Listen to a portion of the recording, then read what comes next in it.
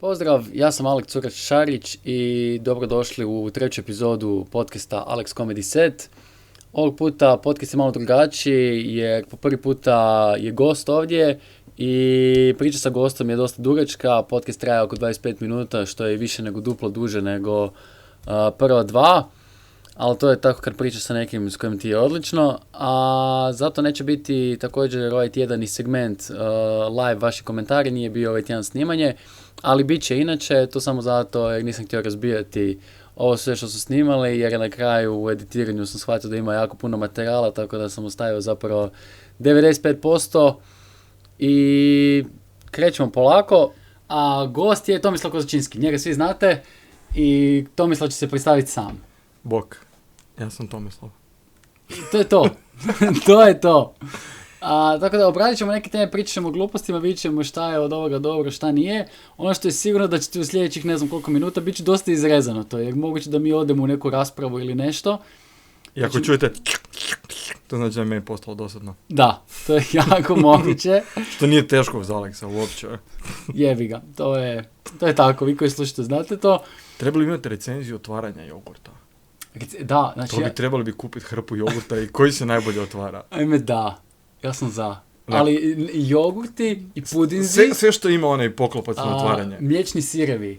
ABC sir se jebeno otvara. ABC sir, Vivis, Vivas, tako nešto. Dukat ima isto. Sve recenziju kako se lako otvara. Ovo nije sponzorirani podcast. Nije, jer smo napravili sve brendove. Ali da, koliko ljudi poslao te pudinge? Da, ja sam za. Napravimo video. Prvi video kad ladimo. Stream, da, recenzija, otvaranje jogurta. Jogurta. Sve otvoreno, a moramo sve pojesti. Znači, jogurt, sireve cijeli sir namaz. I jogurt, to je to. Cijeli sirni namaz. On ABC sir mogu jesti na žlicu. Ili na pecivo. Ili na kurac. Ne znam, svejedno. Mislim... Da, tanka je granica između peciva i kurca. Pa ako je tvrdo pecivo, ili nijako je mekan, ne znam kako ko vole. Da, neka voli kad je mekano pa izazov. Mislim, pecivo je izazov, ne znam. Sad, šta ti je gore? Kad si ti gore. Htio sam reći kao, ovo je bilo, kao posle razmišljao, kao šta je gore, kao tvrdo pecivo ili meki kurac. Mislim da Ne znam, nisam nikad jeo tvrdo pecivo. Da. Da, uvijek nekak jeo. Treba bi probat tvrdo pecivo. Treba. Da, vi što je interesantno pitanje. Ali onda volim 2 počinje sa... nastavno na članak 4 pod članka 17 stavka 1 poglavlja 4 prve knjige. prve knjige. Nemaš ti drugu, nemaš volim 2 ako da, nisi volim 1. To ono ko kad dođeš u srednju i onda ti profesorica pita, ok, znači učili ste u osnovnoj to i to mi počnemo od toga da vi to sve znate. To je zajeb. Tako sam ja pao razred. Da. Jer su prepostavili puno toga o meni i ja kao, možda nije baš istina. Ja sam skoro pao razred. Što znači skoro? Pa plako sam da ne padnem. Da, okej, kužim. Ne, imao sam čak sam uspio ispraviti. Ja se dosta ponašao u srednjoj ko na faksu, znači kao matematiku ne slušam, to ću dati na ljetnom roku. Da, to sam ja, matematika mi je bila to je sigurno. Kao to znam, pa to ću na popravnom riješiti, to mi je prejednostavno. Biologiju, sviše elektrotehničku nisam slušao biologiju, to mi je bilo, ovo je glupo, ja nisam to upisao, to ne želim slušati. Ta žena mi je doslovno poklonila 2, čisto da mi se riješi. Znači, bilo bi glupo, bio bi jedini na popravnom iz biologije u elektrotehničkoj školi. Ajme, to bi bilo... Znaš, i ona ne bi imala slobodno ljeto. Znaš, čemu? Gledaj tog debila, metalca, čupaog. Znaš, koga jebe, ona će ići na more, zašto da me ruši. Moraš igrati na njihove emocije. Vi sigurno želite ići na more, jel? Ja nisam naučio, ali vi želite ići na more. Ja sam imao, dosta meni je bilo, ja sam jedne godine, trebali smo ići na materijalno putovanje, da, znači treći razred srednje. Rušila je mene i frajera znajući da drugi rok je na datum kad mi krećemo. Znači ona je znala da sljedeći rok je u 9 ujutro, da mi u 10 je bus na stanici i da cijeli razred kreće. Znači ona je sa tim znanjem nas rušila. Meni to nije bilo kao zašto, čemu i zašto. Spasila to od side i droge i ko zna čega. A ne, išli smo mi sve jedno. Aha, a onda dobro. Ali to je bilo, ona je htjela valjda pokazati kao da je glavna ili nešto i tako i to je meni bilo, znači ono cijeli razred nas čeka, još smo kasnili i nije da ne znaju di smo i njene kolegice koje nas vode čekaju zbog nje i to je. A možda je njima davala taj nekakav, znaš ono, fiktivni srednji prst im je pokazivala sa time. Viš, možda je to između njih bilo. Između njih, ne zbog vas, nego vi ste bili jednostavno ono kolateralne žrtve. Vidiš, nikad nisam razmišljao o tome. Znaš, ovo ju možda nije htjela mijenjati, taman kad je ona ovulirala pa si nije mogla ići doma trpat s mužem i onda, znaš, onda je vratila na ovaj način. Ti sad nećeš ići u Barcelonu ili di ste već išli. Amsterdam. Amsterdam. Da. Znaš. Vidiš. Ja sam to razmišljao totalno kroz svoje oči. Uopće nisam vidio taj grand plan koji je jako mogući. Da, oni su kolektiv koji se mrzi zapravo, znaš, ono. Zato lova, znaš, šta ti je predavala tako? Hrvatski. Da, ona ima više sati od ove koja se je vojila u Amsterdam koja je predavala. Više ne sjećam. Zemljopis. Znači, zemljopis font sati je puno manji, kuši, ona sad ide u Amsterdam, ova mora tu debile polupismene učiti pisat, znaš, ono, i jednostavno, znaš, to je ta mržnja prema kolegicama, to nije, to nema veze s učenicima. Što savršeno ima smisla. Znači, ja zadnjih 15 godina mislim da je to bilo zbog mene. Nije. Da. Pa ja znam kad ja predajem bilo kome, onak, uopće ne pamtiš te klince. Uopće, znaš, ono, 1-2 si istaknuo, ali ostalo. Da, to je to, da. Uopće ih ne popamtiš, ali znaš ljude s kojima radiš. Da. I znaš kom bi ga volio metnuti. Jer ga vidiš svaki dan. Znači, to je njihovo metanje, kolektivno, unutar kolektiva. Sad je lijepo toplo. Dok snimamo vani nekih finih, laganih 33 stupnja. Ja sam parkirao motor na asfalt, prije par godina mi je propao motor u asfalt. Guma? Ne, nogica mi je propalo, asfalt se otopio. I onda je pala kiša i ohladila asfalt i bože, motor mi je ostao u asfaltu. Doslovno sam si zaasfaltirao motor ispred birtije. I on si ispilio to ili šta od video? Ne, sa Djetlo Čekić i malo sam si bio naš bajkerski Indiana Jones, znaš, ono, otkrio sam motor ovdje u asfaltu. Fosil! Toliko je star motor da bi ga mogao pod fosila prodati, znaš, ono. Znači ima auto, onda ima onaj, nije retro. Kako se kaže, oldtimer i onda imaš fosil, to je kad... Da, imam ovog Suzukija kojeg je stari Suzuki vozio. Da, za prvi! Da, to je taj. Stari Kurosawa Suzuki. Bio u probnoj vožnji s tim motorom. Ja, znaš da prodaju. Nećemo više vozi prodaju. Prvi vlasnik kao malo kilometara, drvo je kompletno promijenjeno. Ovaj parni stroj full jebeno ide. I okej, full malo pare troši. Tako da ne trebamo uopće puno. Šaša vode i žigice. To ti sve što ti treba. Da, super mi kako mi možemo preko pizdi profesora doći do motora na parni pogon u 3 rečenice. Da, to je talent, ja bih rekao. To je. Recimo talent. Vidio sam curu danas, ima iznad guzice tetoviranu bundevu. Aha, kao tramp stamp bundeva. Tramp stamp bundeva, da, što mislim da je, ja mislim da je to super, zato jer ti točno zna da, znaš ono, kad se otrijezniš i čarolija nestane, ona se pretvori u bundevu, znaš ono to. Aha, to je to. Ja mislim da je to ta poruka, i njoj i tebi ta poruka. Ja nisam pepeljuga, ja sam bundeva u kojoj se princ dovezao, znaš ono, kad se u pepeljugi, kad se bundeva razleti, ono, znaš, na kraju mislim da je to. Znaš ono, pizda ko bundeva na kraju bude razdevetana i to je to. Možda kao ona samo ta droljasta, taj jedan dan u godini. 31.10. kad je Halloween, kao tad je maksimum. Tad je bundeva, a ostale dane kao to skriva, to nije ona. Aha. Možda ima neka Halloween značenje. Da, ili možda je bila ona bundeva, kao, baš bundeva ili bundeva sa onim licem, kao Halloween bundeva? Bundeva koja je mrtvačka glava i smrt i... To je daddy issues koje možda ne želiš. Ali vidiš prekasno. A možda želiš, ne znam. Znaš, mislim, generalno tetovaže na ljudima koji su tako na izazovnim mjestima, ono, pogotovo i ovo iznad pizde. Znaš, zvijezdica pored pizde. Ili suze. Suze. To sam vidio, to je tužno. Suze pored pizde, znači uvijek vlažna. Što više zvijezdica, to je tata manje voli. Znaš, To je ta više manje, to je ta eksponencijalna... Da, broj zvjezdica je obrnuto proporcionalno ljubavi primljen od oca i broj zagrljaja kroz osnovnu školu. 3 zvjezdice, to su samo 3 barbike koje mi kupe. Uvijek je ljubav mijenjao s igračkama. Ovo je mračno. Ali one se super jebe. Aha, kao da. Da, iz Kao, ali okej je, okej što...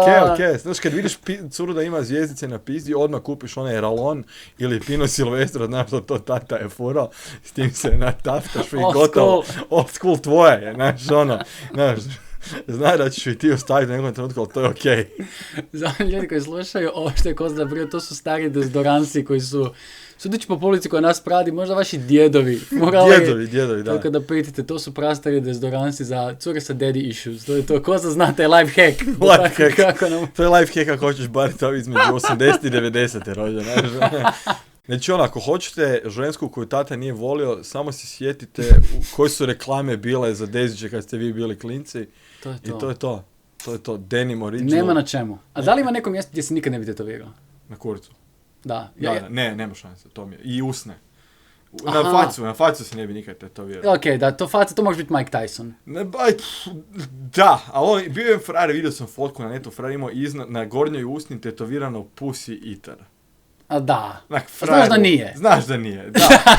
Znaš da nije, fakat nisi, to je ono, to vidiš on bi volio to biti, ne. Da, i to je... Ne znajući da kad ližeš pizdu ti ne treba vanjski ekspresivni znak poput tetovaže na usnici koji kaže lizač pizde, bog te mazi, bravo. Ne, razmišljam, imamo kako se zove, razmišljam u 30-oj, imao sam kako se zove, neki dan je bilo 33 stupnja, šta je jučer prekjučer, i malo je puhalo. I meni je to bilo, porazno mi je malo, ali kao razmišljam kao, jebeno, danas mogu oprat 2 veš mašine. Kao, jer taman, mogu ovo oprat malo kasnije danas, ova će se osušiti jer puši i vruće, 2 operem. Kao, kakav win od dana. Da, to je. Kakav je bio dan? Jeben, za 2 mašine veša sam riješio. To. I to je najgore što kad kaže nekim vršnjacima kao aj mene seri, pa da, kao, kako si sjebo, kao life hack. Ali bitno da si se meni Vlatko smio neki dan za Heldinu kašu. Znači ja to još uvijek ne kažem. Pa zato jer nisi probao Heldinu kašu. Znači, a taj monolog o Heldinoj kaši, dijalog koji ste imali, to je trebalo 10 minuta. Pa da, jer... Ja ne znam šta je Helda je žitarica nekakva. Da, to ti je to ti izgleda ko sitne neke smeđe, bobice, nešto, Full zdravo je to kao. Pa, full zdravo. To ti je kaša, kazan, ko ovo je, zobene, Heldine, sve to je to kao. To je ta neka, spika sam ti se Helda se, kad skuha ti se zgusne onak juha, recimo, sa Heldom je zgusneš. Aha. I onda radio sam naš juho od povrća, onda skuhaš Heldinu kašu, onda dobiš gustu juho od povrća. To ću izrezati. Ovaj recept ću izrezati. A Helda je dobar izbor, zdravih ugljikohidrata i... Znaš, ima niski glikemijski indeks. I sve zdravo. Sve što ti treba. Znaš, još ako sad kažem da liječi rak, znaš, to je gotovo. To odmah mogu na Top Shop, I da možeš 3 mašine. Chemtrailsi, zemlja je ravna Helda liječi rak i to je to. Na rubu znanosti, Krešimik te zove odmah. Odmah, Šokre, ja, sutra na pivu i Koza, reci nam o Heldi, koje su... Tajne Helde, poseban gost Tomislav Kozađinski. Da li su Helde bile pohranjene u tajnim odama piramide? Istina ili mit? Da li su piramide izgrađene kao silosi za Heldu? Tako je. Heldom su se zapravo snabdjevali svemirski brodovi direktno iz piramida. Ima apsolutno smisla. Da, jer zapravo je manje poznata činjenica da su piramide bile teleportovi, kužiš, za Heldu. Aha. Koja teleportirala se Helda kroz piramide u svemirski brod u orbiti. Sadila se Helda, zapravo popularizirali su našu planetu da bi sadili Heldu i putem piramida to Tako je, jer Helda je, osim što je dobra za probavu, ima niski glikemijski indeks, Helda je ujedno i intergalaktičko gorivo. Kao, za publiku koja sluša ovo, ali ne znam sve te... Svako ko ikad bio išao na Blargon 7, zna da se tamo Helda, full tražena je Helda. Helda, kao. Da.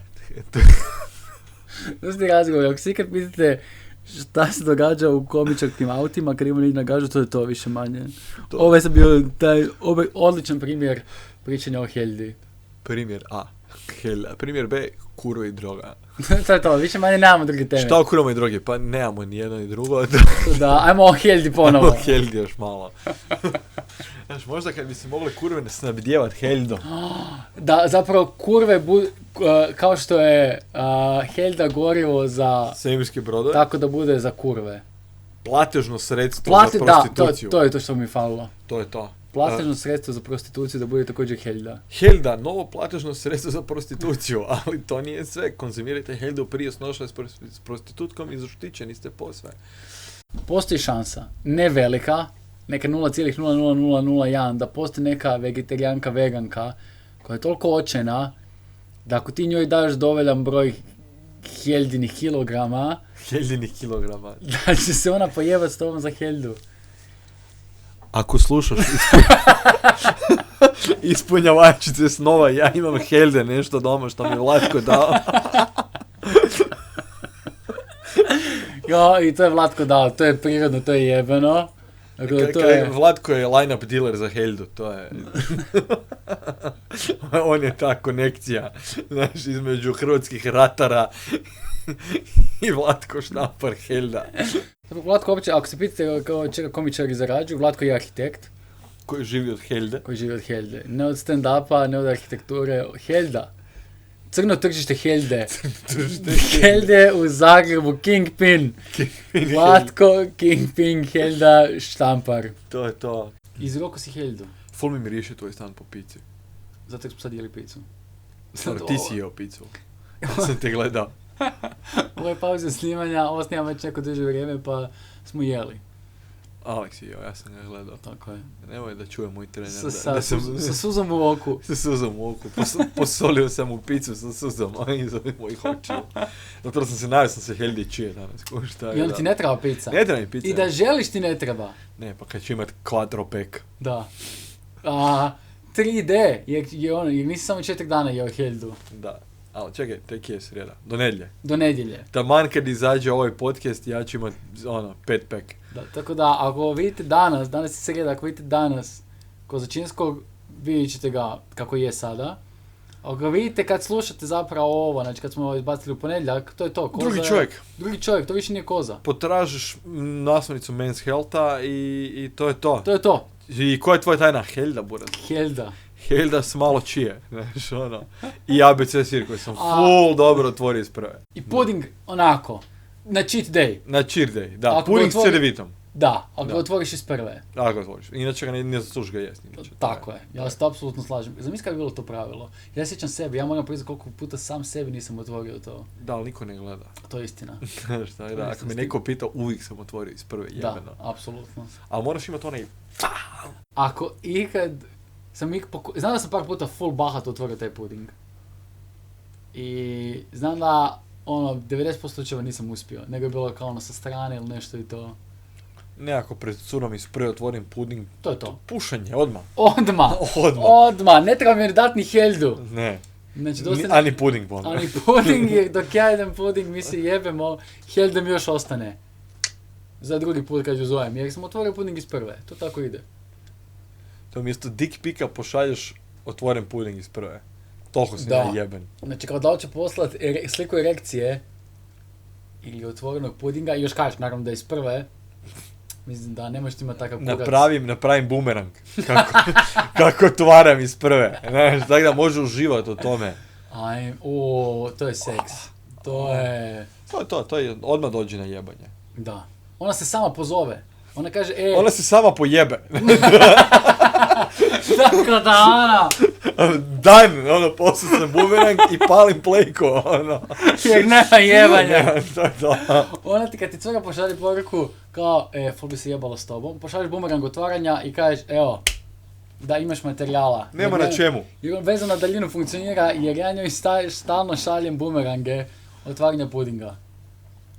Tako da, ovo je zlatni savjet koji vjerujem da će toliko ljudi ovdje...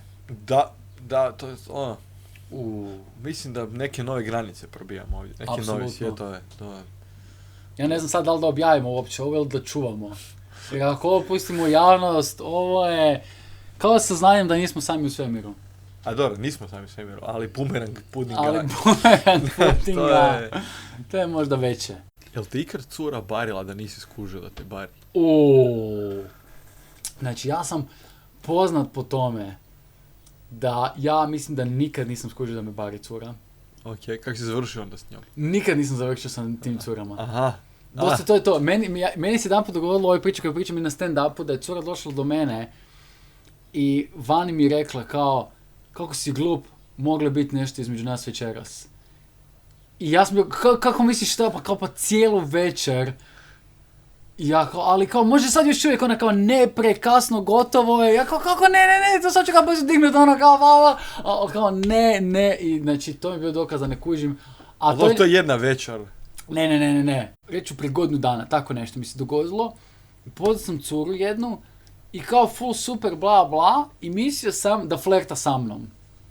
Ali ona je samo bila jako oduševljena mojim stand-upom. I kako se zove, ali ja sam mislio kao ne, niko ne može biti ovoliko oduševljen mojim stand-upom. Ovo je sigurno nešto više. I bio sam apsolutno u krivu. Okay, ali sada sam full brzo, sada sam ono nakon 15 minuta sam saznao, a ne, ovo je stand-up, bla bla.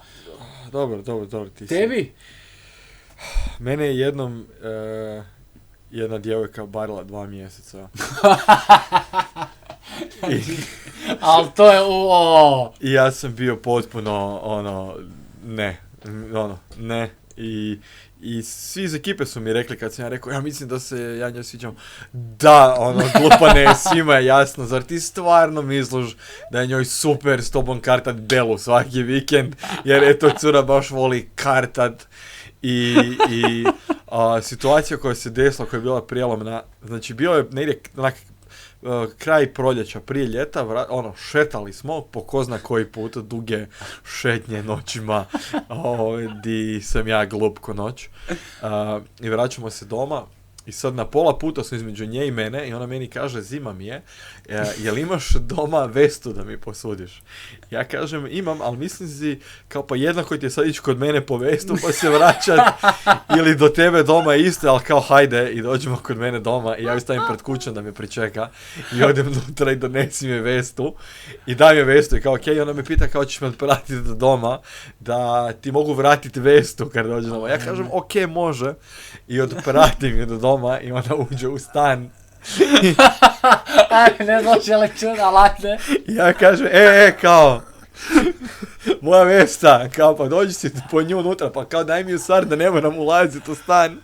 I ona mi je vratila moju vestu i ja se vraćam doma s tom vestom u ruci i upali mi se ona jedna lampica.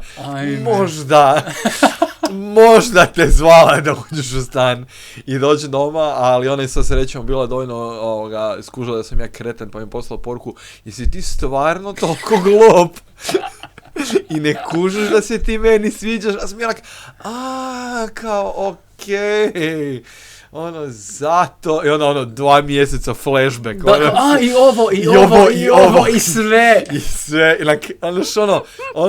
kad je kojot se pretvori u magarca, ta scena, ja grabim i trčim po zraku i padam, tako, znači da.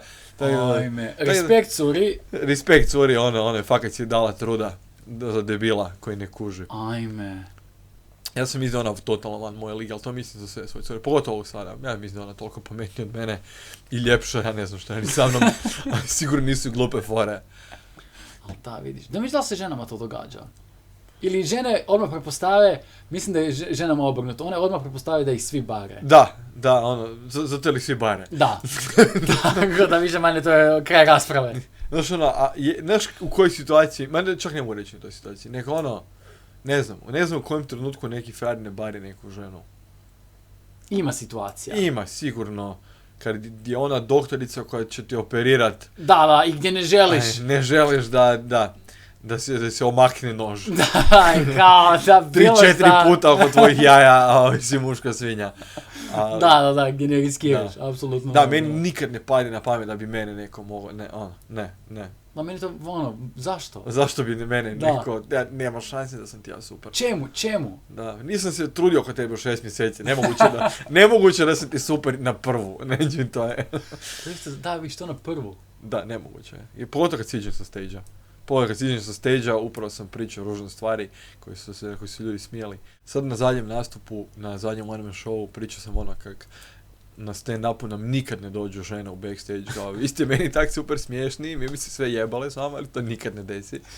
I kažem to na stage-u i završi show i u backstage-u sam i sve se iz hodnika čuje u backstage i neka ženska kaže, ajmo ga dočekat da barem jednom vidi da je neko ostao. Ja si mislim, ajme kako super, i obučem se na brzinu, izađem vani, nema nikog. Znači, nisam bio vrijedan 30 sekundi čekanja. Tako da, random djevojko iz Požege, hvala ti na tom iskustvu. To malo srce što nije bilo slomljeno, sad je to puklo. Ako me